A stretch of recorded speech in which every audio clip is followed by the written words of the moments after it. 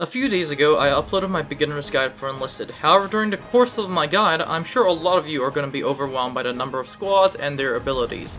Therefore, in this video, this guide will cover every enlisted troop class and their ability and some tips and tricks on how to level them. By the end of this video, the audience, you guys, should have a good understanding of every squad. However, if you don't understand by the end of this video, which is completely fine, I highly suggest that you join the Discord, so hundreds of people like me can also help you with understanding the game. That said, let's start with the guide for every enlisted troop class. First up, we have the Riflemen. This soldier uses a semi-automatic rifle or a bolt-action rifle as their main weapon. This makes them very effective in mid to long ranges, although these soldiers are part of the starting lineup in all game squads and are the largest class of soldiers. The Riflemen are the bread and butter for your early game squads and your newly unlocked squads. Their main advantage is that they're massive in size and there's a lot of them, meaning that after one dies, all you have to do is switch to another Rifleman and then yet you are in your Rifleman squad. Also, their upgrades include a lot of under units such as snipers, radio operators, engineers, assaulters, gunners, and AT gunners.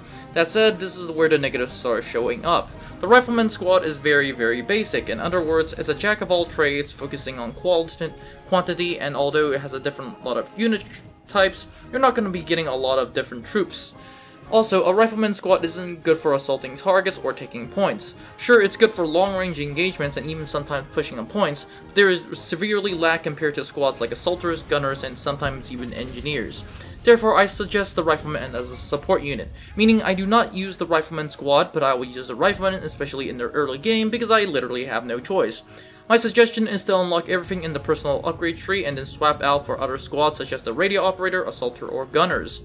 For my personal upgrades, there are two ways to go. One is to give all Riflemen backpacks, while another is to give them secondary weapon slots. For the former, giving backpacks can make the Riflemen carry extra ammo, grenades, or medic packs. In this playstyle, the Rifleman acts like any other Rifleman except for more grenades, ammo, or survivability. Another playstyle is to give the Rifleman a secondary weapon slot, and this is a very special case. This is actually also my preferred case in the sense that I tend to give my Rifleman grenade launchers and then a semi-automatic weapon as my secondary slot, and then I just send them to the battlefield, fire all your grenades, and then use the semi-automatic rifle after that. Once again, I wouldn't bring Riflemen to battle unless if I'm using grenade launchers. If I were to upgrade my squads in my squad's upgrades, I would have to get radio operators, an engineer, and assaulter, but if I were using grenade launchers, once again I'll just stick to the good old-fashioned Rifleman, with the exception of adding an engineer. This goes for all campaigns for maybe except Normandy and Berlin. Since both campaigns are swarming with tanks, I highly suggest that you sometimes replace Rifleman with an AT gunner and or other troops, depending on the campaign. AT gunners are quite useful, and especially in those two maps, but that said, let's move on to the next class, the Mortarmen. The Mortarmen specialize in the use of light mortars. A mortar charge has a very high explosive fragmentation damage, and if used correctly can destroy several squads with just one explosion. Mortar fire can be fired from close position, although the operation very hard to be killed. Unlike the Riflemen, the Mortarmen are a very special unit in Enlisted. Unlocked well into a campaign, the Mortarmen is used at very long range, and in my experience, they are preferred when attacking the target. When used right, the Mortarmen can replace the artillery strike at least in terms of persistence or output of shells fired at the enemy. That said, this is where the issues of the Mortarmen come in place. For one, Mortarmen require a lot of ammunition. Since the mortar has already a short supply of rounds, they need a lot of ammo boxes. The next issue is that they are very situational, mostly used on attack but not always on the defense. Although Mortarmen can be effectively defend a point, the biggest issue for the Mortarmen is to constantly get points or markings from the enemy. Also, not to mention that the Mortarman is a very skill-based weapon, meaning that a person with a lot of skill can use the Mortarman very well, whereas a person who is just starting the game, I highly suggest that you don't use a Mortarman. That said, with all units, they tend to be very devastating in the hands of a good player, since they can hail a constant rain of mortar fire, or in this case, light artillery fire, and destroy enemy teams and even some tanks. Therefore, in order to use the Mortarman, I suggest getting as many as engineers as I can for a Mortarman, usually 2 in 1 Mortarman squad, and an assaulter if you decide to storm in the point, which usually never happens. For personal upgrades, Mortarmen can actually get backpacks or even secondary armament, so in terms of personal upgrades, they're very simple. With that said, that wraps up the Mortarmen, and let's move on to the next squad, the Snipers. The snipers use mainly bolt-action rifles equipped with telescopic scopes as their main weapon. This allows them to eliminate targets at great distances. Their increased range of sighting makes them particularly useful in counteracting enemies under cover and machine gunners. For me, the sniper squad is one of the most interesting squads that I use. It's also one of the most used squads that I have. For one, in the early game, I used them to hunt down enemies at range, while on the other hand, late game snipers are absolutely devastating. For campaigns like Stalingrad, Moscow, Berlin, and Normandy, late game snipers are very essentially a deadly assault rifle with a scope. Other campaigns like Tunisia really makes the sniper rifle stand out with an increased fire rate and a very good scope, meaning that in early games they're very useful, and in late games they're very devastating. That said, here are where the issues begin. Sniper squads are one of the most smallest squads with a maximum number of 5 maxed out. They also tend to be the hardest one to use and the hardest one to can't level up.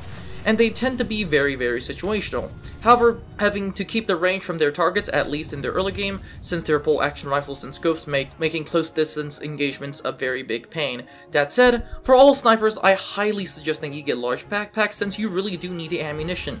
Moreover than not, I find myself lacking ammunition for a sniper weapon because, let's be honest, the sniper rifle, if you could find a good spot, you can just snipe for the entire team. The only issue is that if you don't run out of ammo, you basically have to get more. That's why I highly suggest that you get large ammo boxes, large backpacks. The other suggestion I have is to give every one of your snipers pistols. Doesn't matter what campaign it is, just give them all pistols, and the reason is simply that you can actually use them in close range engagements. The use of a pistol also includes finishing enemy targets, and in this case, for me personally, I use them to charge points, which actually has worked very well in my favor. In terms of squad upgrades, I highly suggest that you get an engineer over the radio operator, not only because he can build rallies, but you can also build ammo boxes, which once again, that's something you really need. Finally, I also suggest that you bring assaulter for maps like Moscow, Tunisia, Stalingrad, and AT gunners for maps like Berlin and Normandy, since the former doesn't have really a lot of deadly weapons, where the latter has a lot of deadly weapons that can be useful. That said, that wraps up the sniper squad. I highly suggest that you use the sniper squad in the late game such as Moscow, Normandy, and Stalingrad. But that said, let's move on to the AT gunner. The AT gunner is a soldier of an anti-tank class that can be armed with a primary weapon and an anti-tank weapon, which are capable of penetrating armored tanks. The main purpose of these soldiers is the destruction of enemy tanks. Like the Riflemen squad, the AT gunner squad is not recommended for use as a squad in battle. The reason is simply that this squad is relatively lackluster in terms of versatility. However, unlike the Riflemen squad, I highly suggest that the AT gunner squad should be put in every squad that you have in Normandy and Berlin, since there are a lot of tanks roaming around in those two campaigns, and the reason is that this squad has a lot of good stuff. For one, their squads are very devastating against tanks. However, it doesn't matter if it's a boy's anti-tank rifle or a Panzerfaust that hits a rifleman, the poor rifleman is gonna die, meaning that if you shoot anything with an anti-tank weapon, the person, if you got a direct hit, is gonna die. That said, this is where the negative aspects of the squad come in. For one, campaigns such as Tunisia, Stalingrad, and Moscow, these anti-tank weapons tend to be essentially useless, especially when combating tanks, and in terms of anti-infantry, you might as well just take a bolt-action rifle. Therefore, AT gunners in those maps, Tunisia, Stalingrad, and Moscow, are practically useless. AT gunners in those maps are once again pretty much either useless or not really suggested. Therefore, in the campaign, I highly suggest that you put AT gunners in Normandy and Berlin, since those squads have very devastating anti-tank weapons that can easily one-shot an enemy tank. That is why I suggest that you put AT gunners in every one of your squads in Berlin and Normandy, since AT gunners in those squads are once again very devastating against tanks. In order to properly use the gunner, I highly suggest that for personal upgrades you give them backpacks, since they do need ammo for their primary and anti-tank weapons, also since you don't really have a choice. For squad upgrades, I suggest that you don't bring out the AT squad once again, but if you are having to bring it, I suggest that you get a gunner, assaulter, and an engineer for your squad. Why? Because the gunner and assaulter are good for pushing points, and the engineer is good for giving you ammo boxes and building rallies, since that will allow you to push points, build rallies, and ammo boxes. That says, this is the AT gunner, a squad I don't suggest taking to the battlefield, but instead giving every squad a member in Berlin and Normandy. Next, we have one of the most strongest squads, and that is the assaulters, who are essentially troopers who have SMGs and shotguns in their main weapons, which makes them extremely devastating at short to medium ranges. Unlike all the squads that we covered, once again, the Assaulter Squad is one of the must squads of Enlisted. The reason is that they're armed with SMGs, which are very useful at close, medium, and sometimes even long range, especially when given the correct perks. They're also one of the largest squads after the Riflemen and tend to have almost everything in one squad. The Assaulter Squad is also very versatile and able to defend, capture, and destroy points with ease. Honestly, there's no really big downsides of this squad. It is just honestly one of the best squads in Enlisted, and I highly suggest that you take it to the battlefield. For upgrades, I suggest bringing the Assaulter Squad, as many Assaulter Squads as possible, and then giving them as a gunner, an engineer, and a radio operator. In this sense, the Assaulter Squad can be used as any range, since a gunner and a radio operator and engineer acts as long range support, while your assaulters can technically act as any range, since once again, assaulters, given the current climate in Enlisted, SMGs reign supreme. The latter goes for all campaigns except for Berlin, in which you change the radio operator for the anti-tank gunner. For upgrades, I suggest that you give large backpacks, because using ammo for the Assaulter Squads is really important. Someone like the Sniper Squads, the Assaulter Squad uses ammo a lot, and more so especially if you're in close range combat. With that said, there isn't really much I can say about the squad. This is the must squad of Enlisted. It's one of the strongest squads Enlisted, and I highly suggest that you take this squad into combat. That said, let's move on to our next squad, the Engineers. Engineers specialize in one role in supporting in the battle. They can build fortifications, stationary firing positions. A wide range of buildings for the Engineer makes them indispensable in countering all types of troops, such as infantry, armored vehicles, and aircraft. The biggest issue to Engineers in all of Enlisted is building. The biggest use of Engineers in all of Enlisted is building rallies. Not only are these little things very useful, but also gives you a lot of XP, which therefore you should build. They also tend to be very useful in battle, since you can build AA guns, which are very devastating against infantry and planes. They also tend to be the class with the highest vitality or health. However, like the AT Gunner class, I don't suggest you use the Engineer squad in battle, at least not the Engineer 1 squad, but to give every squad an Engineer. For personal upgrades, you don't have the choice, since you can only equip large backpacks, which is also very good. In terms of squad upgrades, it's quite different. Some people suggest that the Engineer squad be completely filled with Engineers, while others tend to give them Assaulters, and depending on the campaign, AT Gunners or Radio Operators. In my opinion, do whatever is fine for you. But that said, I highly suggest that you take out the Engineer 2 class for battle, and not the Engineer 1 squad for battle, and give Engineers to every squad in Enlisted. That said, let's move on to the radio operator. Equipped with a mobile radio set, although through which an artillery strike can be performed on a specific point, the radio squad is one of the most deadliest units, especially when used correctly. This is mainly because they can rain artillery fire, or in some cases a bomber strike. They can also use smoke artillery, which can leave a trail that increases the vision of the enemy, and that said, this is where the issues begin. For one, although it has high mobility, it cannot equip backpacks. The high mobility also decreases the chances for you to get vitality, for you to get minus 40% vertical recoil reduction, meaning that this is one of the worst infantrymen to take into combat with. But that said, in terms of personal upgrades, you really can't do anything much. In terms of squad upgrades, the following is a must for every radio operator squad. For one, I highly suggest that you bring up the Assaulters, and the Gunner, and finally an Engineer. The reason is simply because all of those are going to be very useful, since Assaulters and Gunners can push points, and once again Engineers can build rallies. But that said, in terms of the overall use, it's useful for all campaigns except for Berlin, since Berlin is very urban, and very good squad as you bring to the battle, of which I use the radio squad a lot, especially in the early game.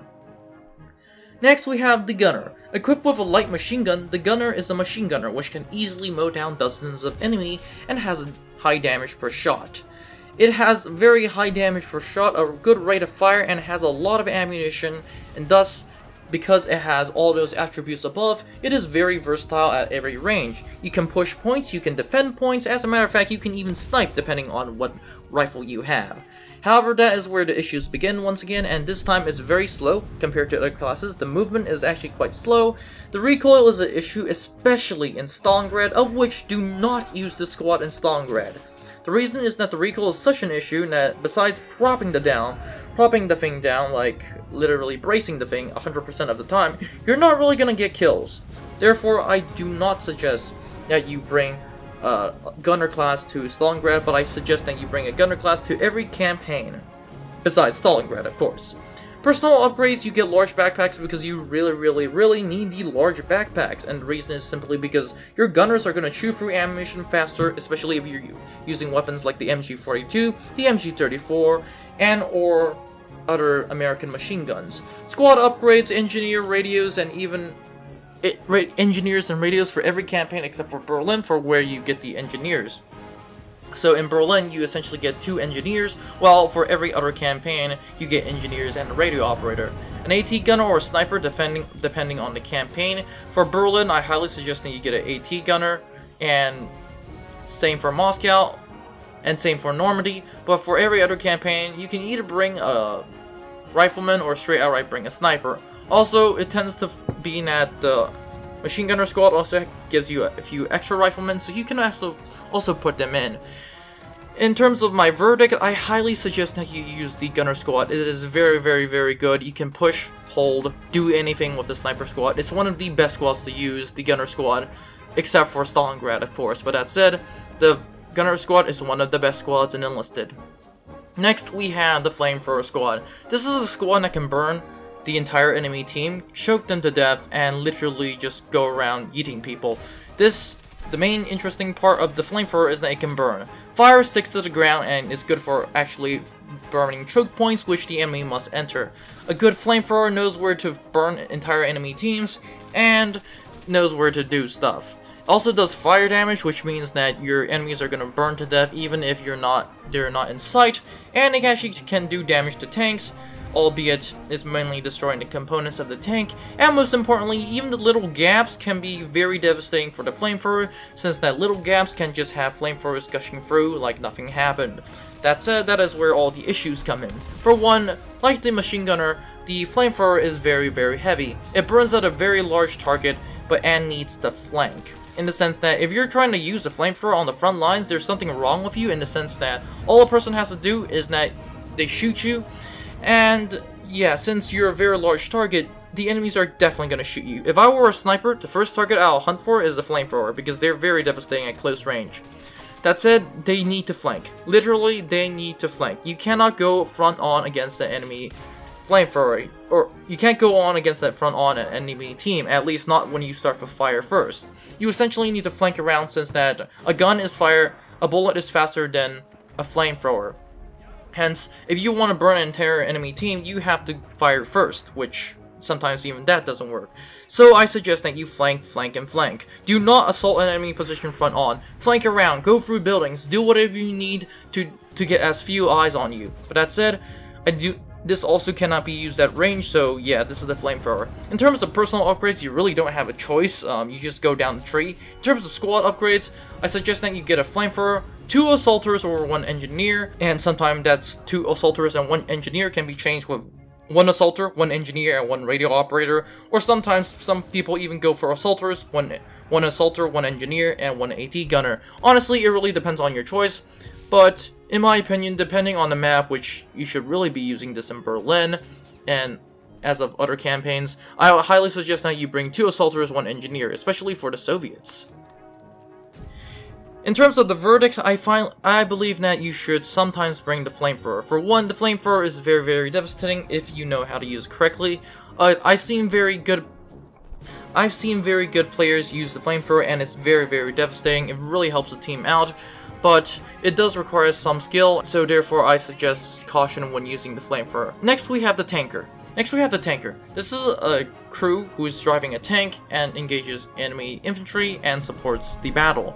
They are very good against enemies, taking out them very fast. They can take out tanks, which, depending on what tank you have, can easily one-shot a tank out of existence.